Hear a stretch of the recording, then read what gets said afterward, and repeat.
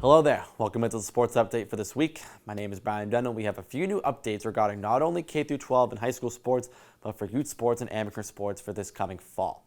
The Executive Office of Energy and Environmental Affairs, the EEA for short, came out with new guidelines just this past Thursday on what the fall sports season should look like amid the COVID-19 pandemic.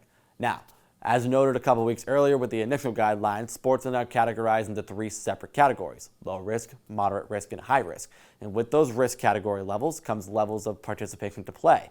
Level 1 being just group training exercises and activities, with level 4 being the full competition play in tournaments of the like. Now, this flowchart provided by the EEA does a great job of explaining exactly how this new system works. These new high-risk categories have a little bit more hoops to jump through when it comes to returning to full play. Because of the nature of the sport, whether it be collisions, tackling, blocking, sliding, any sort of contact in between, they have to find a way to limit that or eliminate that entirely. So there has to be new safety precautions being taken place either with practices or in games and modifications to the game as a whole to make sure everything is done in a safe and proper way. The biggest takeaway, at least for me, is that, I repeat, this is not a decision on the high school sports season.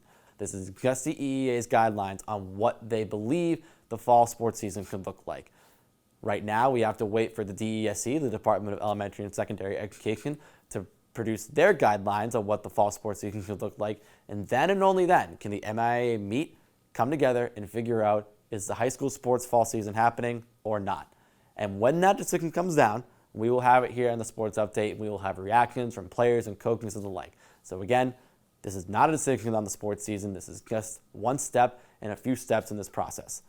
Again, thank you all for tuning into the Sports Update this week. Stay tuned in the coming weeks for that decision on when the fall sports season verdict is going to come down.